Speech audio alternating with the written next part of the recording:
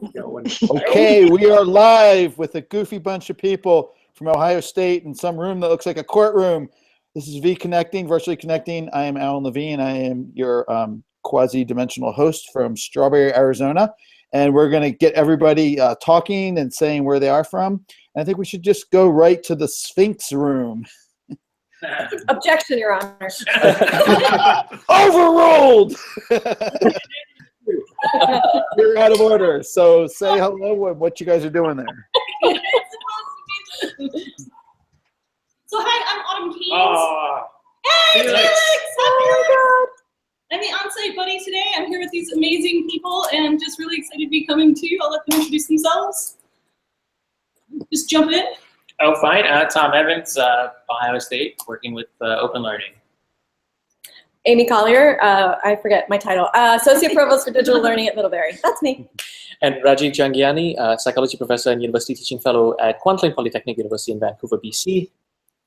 And oh, hi, I'm Chuck Pearson from Tusculum College, and I'm an Ohio State alum. Go Bucks!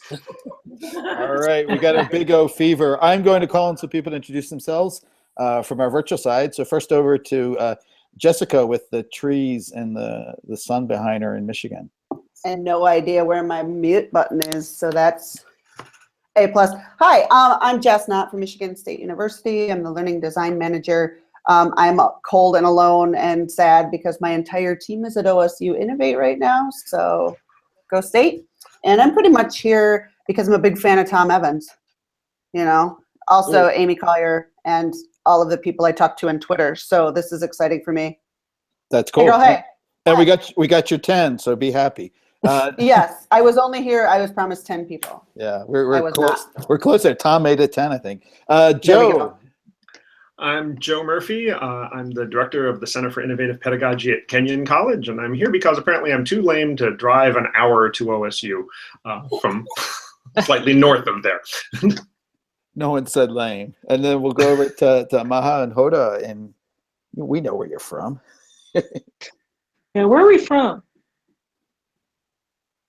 You know where we're from? She's pretending to be muted. This is hilarious. I love it. I'm Maha Beli from the American University in Cairo in Egypt. I've never heard Hoda muted. All right, we'll go over to Patrice now. Hi, Patrice Presco. I'm in Ithaca, New York at Cornell University, and I'm here because I love all 10 people that are here, and I'm just super excited to talk with all of you today. This group is pretty giddy. we'll go over. We got the 2-for-1 from Davidson. That's Sunny and Dan, right? Yeah, I'm Daniel Lyons. I'm an instructional designer here at Davidson College in Davidson, North Carolina, where it's quite warm, very warm. I think I'm also in Davidson, but I'm not sure. But yeah. So hopefully we'll find out what 10 people Patrice likes because there's 12 of us. So 2 of us somehow have been left out, but just kidding, Patrice. Very, very happy to be here. Promised Autumn I'd be at that conference because we used to be in Wisconsin and it was closer and we missed it, but here we are. So happy to be here. You're virtually here. That your background is the same as Jess's background, like the color. That's awesome. That is a little We weird. did that on purpose. Jess is actually right here. We're just I just won't give them any camera because this is the me show. I don't know if you knew that. They're just around the corner like this from each other. So people at OSU Innovate, we were talking before, and like we don't know what the hell the theme is. Impact. Is there a theme to the conference? What's the vibe? Impact. Impact. And Amy just talked about that very eloquently and troubled the idea a little bit, which I love.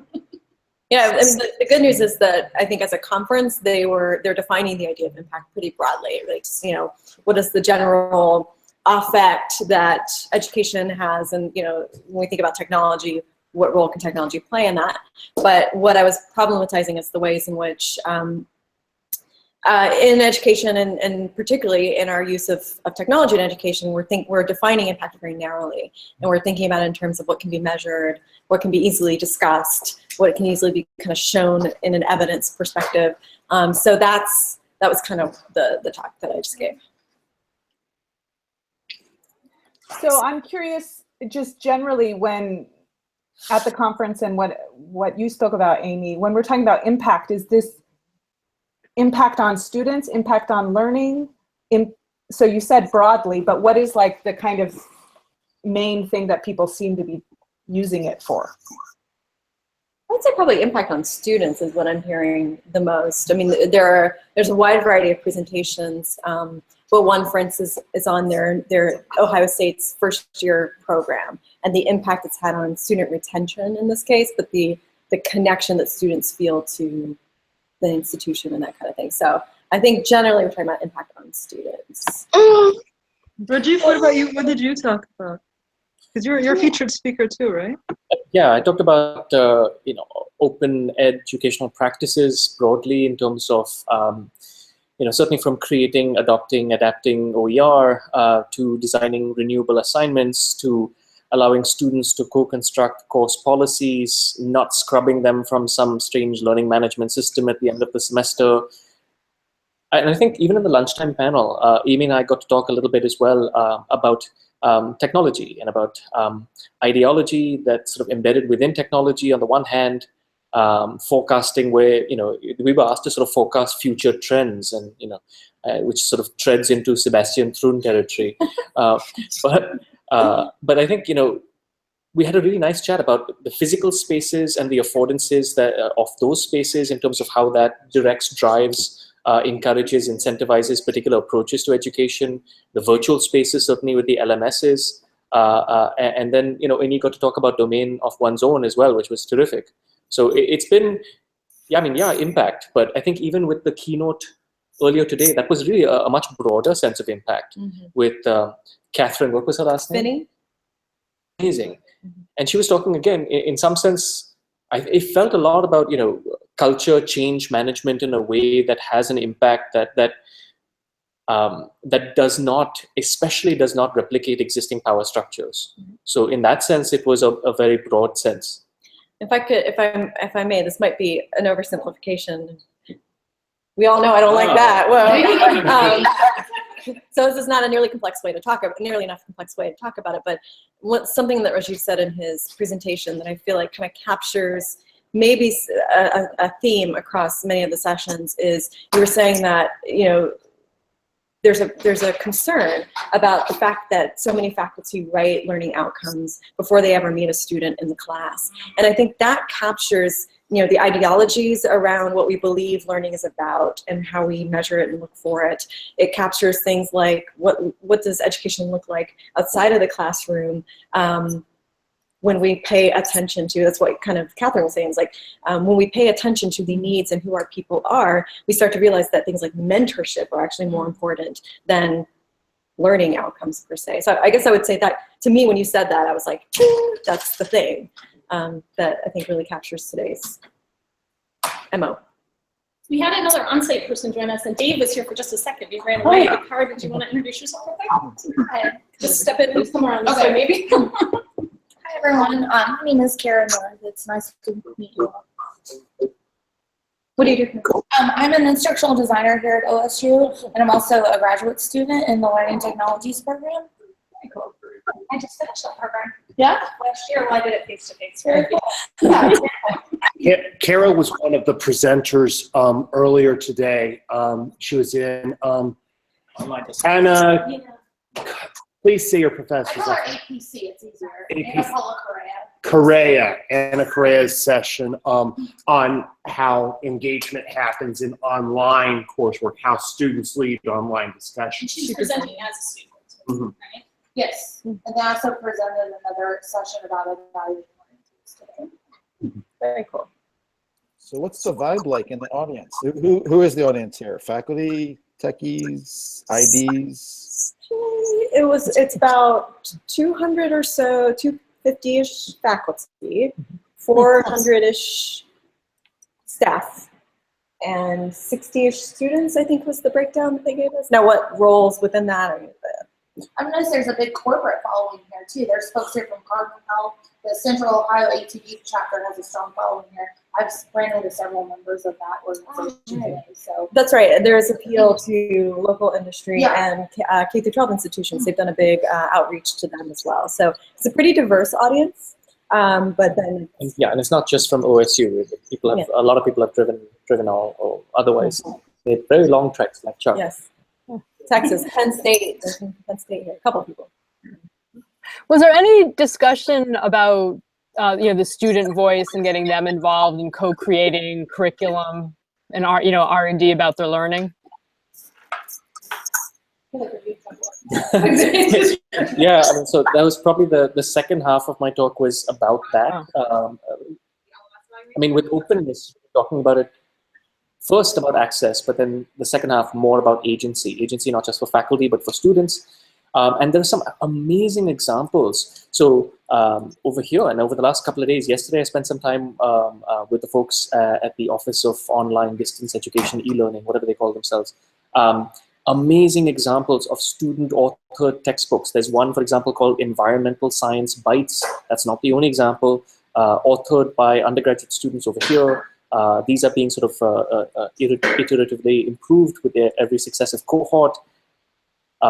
Amazing involvement of students. So I think, I showcased a few examples, and even at the beginning of the day when Liv, who's the associate vice president in that space, she also highlighted those examples. Mm-hmm. So I haven't seen too many sort of undergraduate students, but I've only attended 3 presentations. Mm-hmm. Yeah, I mean, the day started off with Liv doing a kind of welcome, and there was a video of student voices, 3 different students, I believe there was 3, each kind of talking about some of the challenges they face as students, some of the things they would hope educators would know or think about when they're designing programs or spaces or things like that. So I think student voice in more ways than I've seen at other conferences has been present in a variety of ways. But I think, we can always keep that as a goal to have more student voice, and particularly around kind of student agency.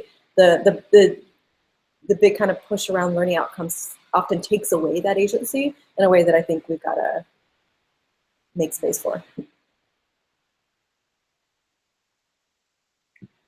I'm curious if there's been any pushback, or if there are voices there that are, asking about, well, students, they don't know enough to write their own textbooks, and how can we impart this knowledge on them and them be a part of it? So I'm wondering if that voice is there and how it's being answered.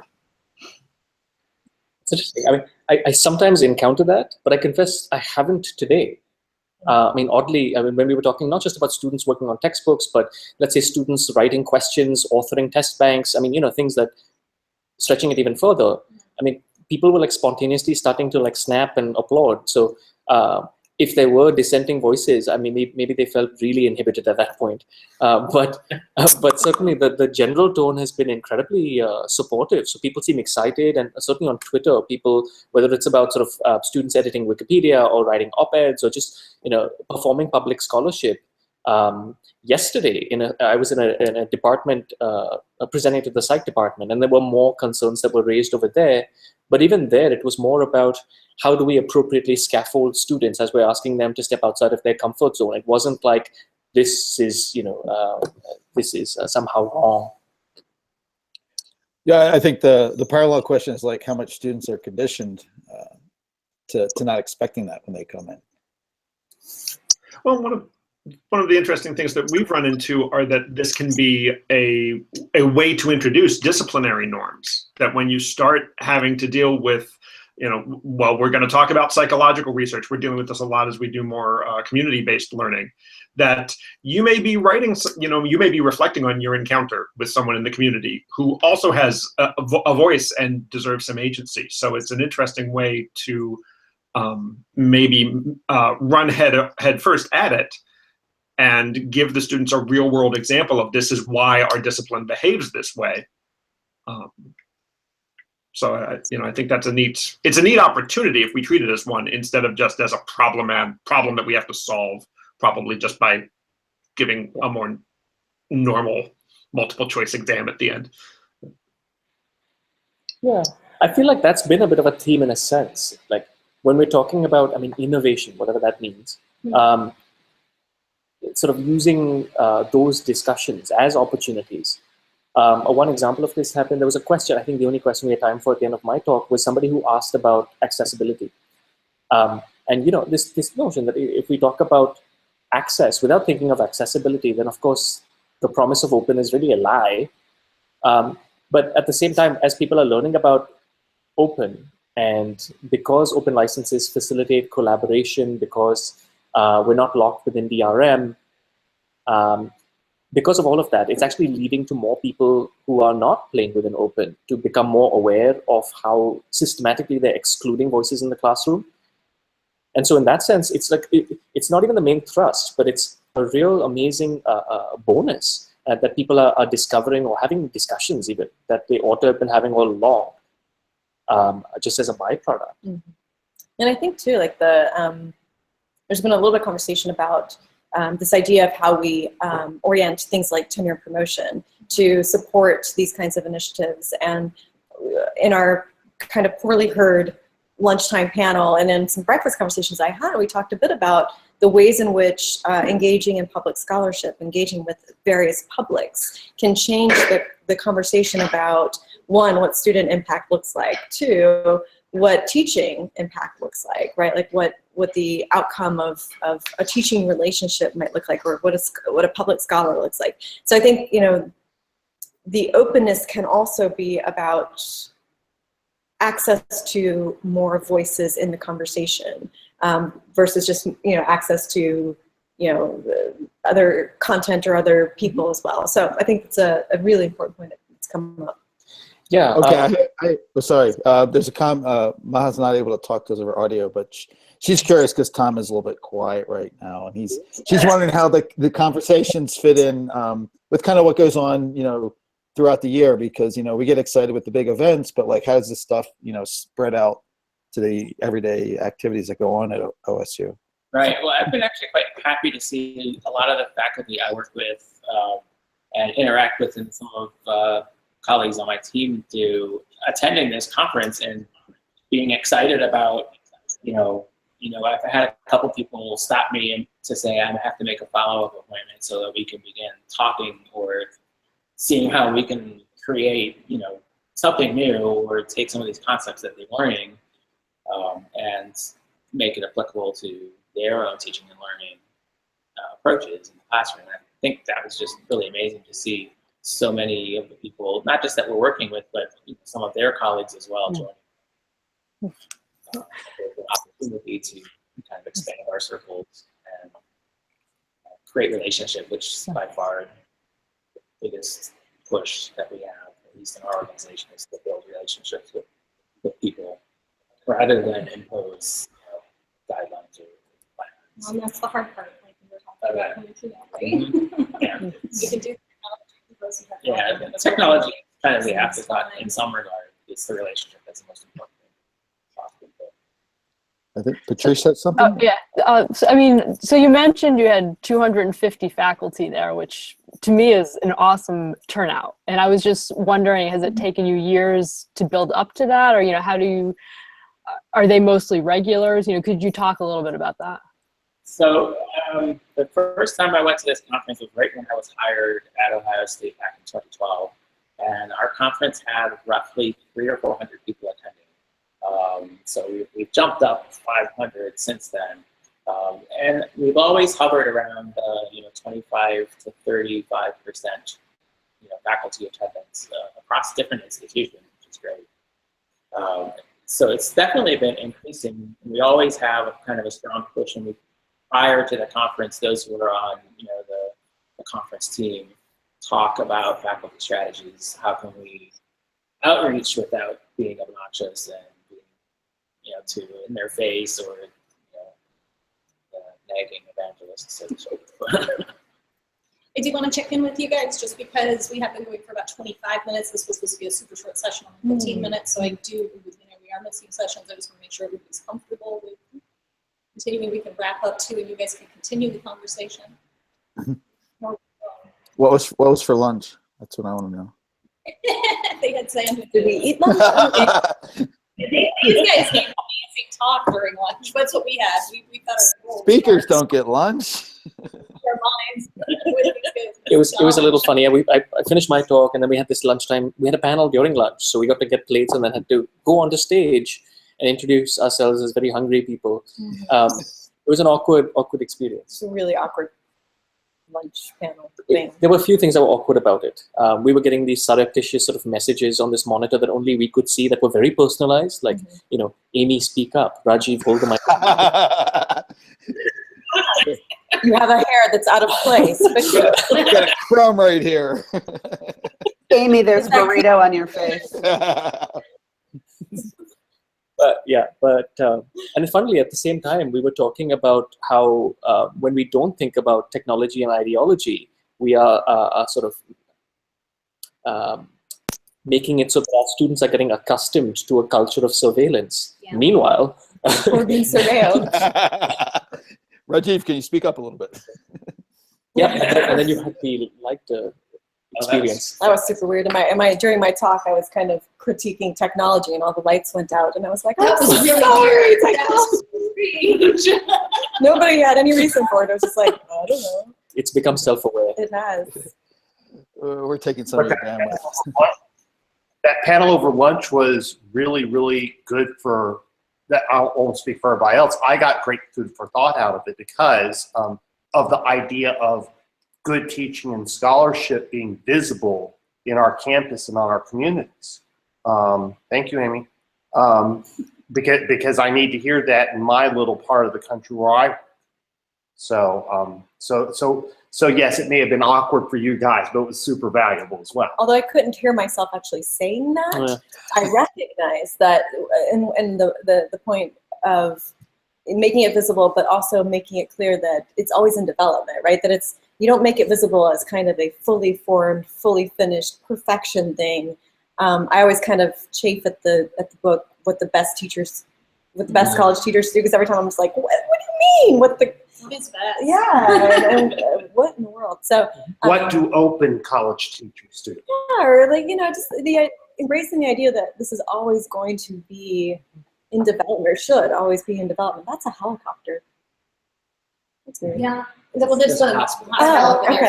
Sorry. I have a question on that in terms of visibility. So when you make this stuff visible, do you always have to have an audience in mind? So are you thinking about visible for your school, visible for your community, visible for the larger world? And because conceptually, I think people can understand it, but without kind of thinking who's on the other side in some concrete form, it's a really hard idea to actually practice. So I'm just wondering your thoughts on that.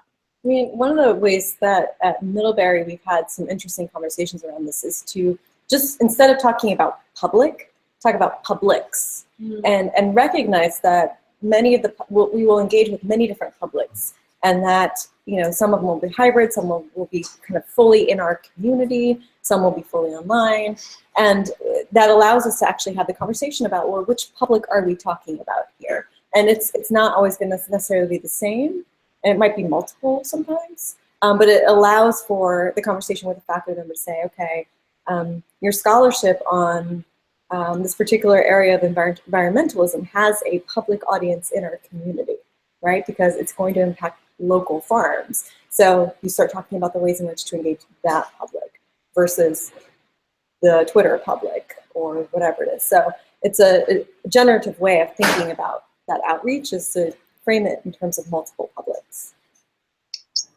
And that starts to really propose what I think might be a profound challenge, and not just a big one, to tenure and promotion. That we've been talking about this for a long time, as innovative educational practices need different structures to be recognized. But if you start saying, well, the audience for this is this particular public, and maybe this allied public as well, the question of who becomes a valid faculty reviewer has to get on the table at some point. And now I've taken a swing at something really big. But I think that's interesting. And I guess one of my challenges was we talk about reform, but I see precious little of it. And that's a really interesting framework to start talking about. Right.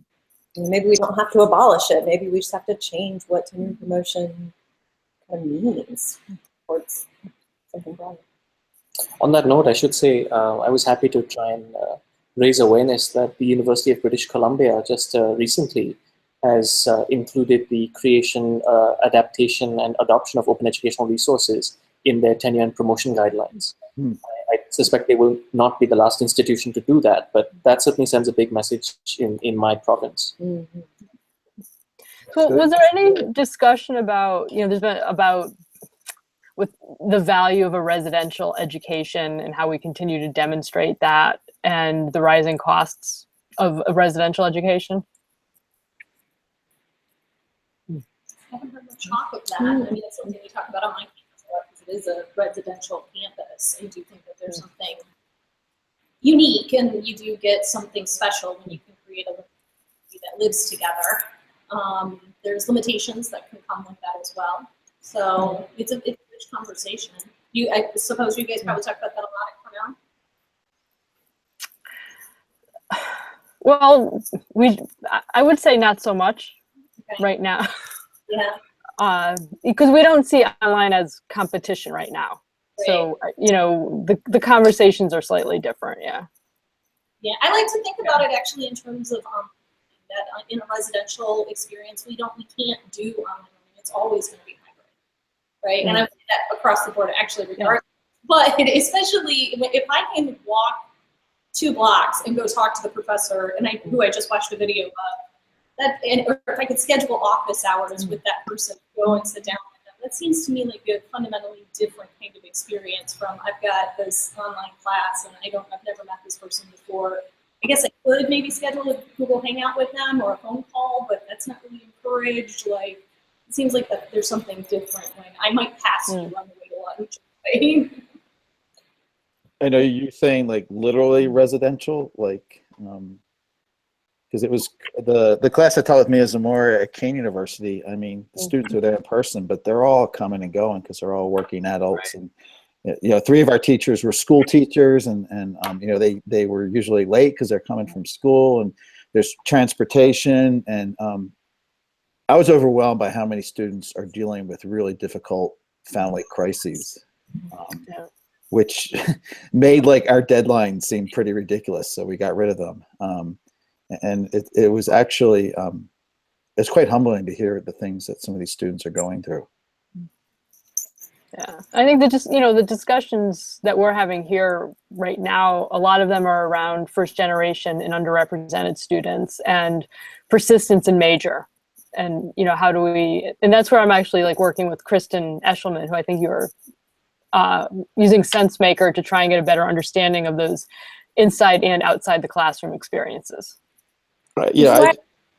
Just this like check the assumption that when you see those students in your class, like, oh, they're all here and they're hepped up for my biology class, and it's like they're there, but they're also out there and they're having to wonder about their sick parents, getting their kids to school.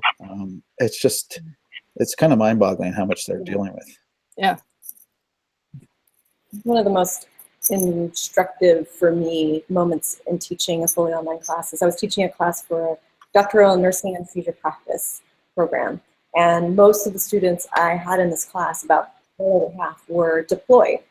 They were in some kind of military organization and they were deployed, and it was a really clear reminder of the fact that really the students were not present in the same ways that residential, and the term that we've started using at Middlebury, which I think better helps us, that's not residential, is place-based. The idea, and because you can say that you can be in many places, students can be in many places, and the idea of place-based is that you're taking into account the fact that the human being is in a place that has communities around them, has geographies around them, has cultures around them. And if you use that as a generative thing rather than as a problem-based thing, then I think it's a really nice framing. It's hard to ignore. I mean, I know this is language that varies from context to context, but if you're a Canadian, the term residential school means something very different. But at the same time, I mean, I think this is not at all in the same fashion. But there are certainly lessons we can learn in terms of being completely ignorant and blissfully ignorant of the sort of divorce between the reality of the students and the environments that we design for them, the expectations about their time, how much they're working, how much their ability to afford access codes and resources, a whole string of things. And I think oddly, at the beginning of the day, just before the sort of undergrad student videos, I saw a video or sort of a profile of a student who, I think it was, correct me if I'm wrong, got a master's degree through the distance arm in a way that was, to me, highlighted the flexibility of that approach. But the other thing, the odd thing, and this is maybe a question I'm going to throw out to you guys as well, is perhaps over here, but elsewhere, it's always been weird to me that the face-to-face faculty, the people who teach, the majority of the students, the people that the university identifies as, those are our faculty, are the people who are not trained in teaching. And of course, the distance learning faculty who have all of the instructional design knowledge and support, which doesn't exist for face-to-face people as readily at most institutions. It's this absurd reality. And I wonder about that in the context of where we're going and this sort of still, this arm's length relationship that many universities have with their distance learning arm, but in a way that dramatically impoverishes what they think is their, the sort of the face of those brochures, the face-to-face classes. And speaking of instructional design, I have to go off and be an instructional designer. But it was great. But it was great chatting with all of you, and I look forward to seeing some of you online and in person soon. Cool. Thanks for coming, Patrice. And we should give the people a chance to either go or stay as they see fit. I have to go too. I'm really excited about getting to listen to you guys today. So I'll pipe up on Twitter in a bit. Good to see your faces. Come back, Jessica. Will do. Thanks. So I guess I did want to address that a little bit, Rajiv, because I'm perceiving. So I do faculty development at a 4-year undergraduate college that's fully residential, and one of the things I perceive is that, like a lot of things in education, this is changing one retirement at a time. I am perceiving that there is a change in graduate preparation, at least among the faculty that we end up hiring, and even hiring for shorter term positions. But a lot of them have had more introduction to pedagogical theory, and it does seem that that's happening, and I believe firmly it needs to happen more and faster, but it does, at least the people that we're picking seem to be getting it, which is a neat change over the last 10 years. I hope you're right. I don't want to dominate this conversation, but I had a meeting yesterday in the afternoon for about an hour or so with just graduate students. And this is in a program where they do receive pedagogical training, in fact.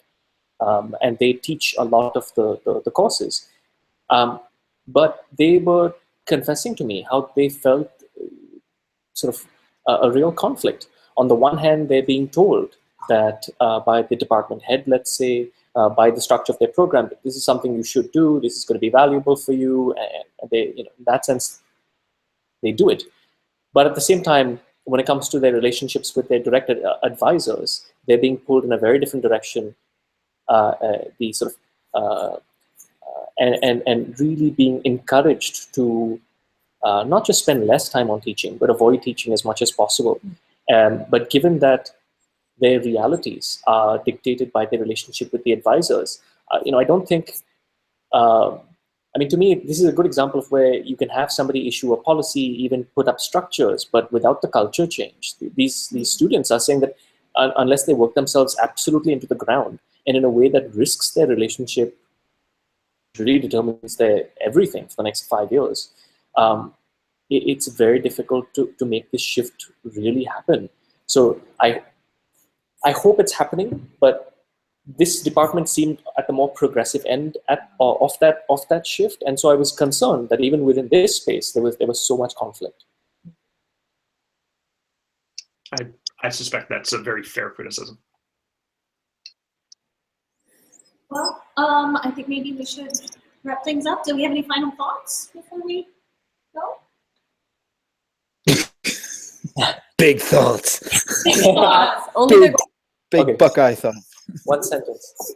one sentence. I don't have a sentence. Oh, that is. That's a thought. We were asked that on the panel as well, and you said student data. Oh, we were asked like, Right. about the future of education and things we need to be thinking about in the next 5 years. And I talked about student data and the importance of recognizing how surveillance, this is more than a sentence, how surveillance plays a role increasingly in the educational technologies we use and what that means in terms of our view of impact and our view of education in general. I'm thinking about that a lot. Actually, I'm just going to piggyback off of you, especially because Columbus just got the smart cities grant. right, Yeah, so I yeah. think about all of the different technologies that we're going to be bringing in and how that might change some type of normalization when the whole city is a smart city, right? That's interesting. So yeah, I'm going to be very interested as a resident to watch that develop. Stop using Windows XP, okay? Seriously. It's a lot of Apple gear in here, Alan. It's probably not immune to. All right, I want to. I'll wrap up the stream and thank everybody for definitely doing a full packed action talk, and it's been great doing virtually connecting. So we're gonna go off the air. See ya.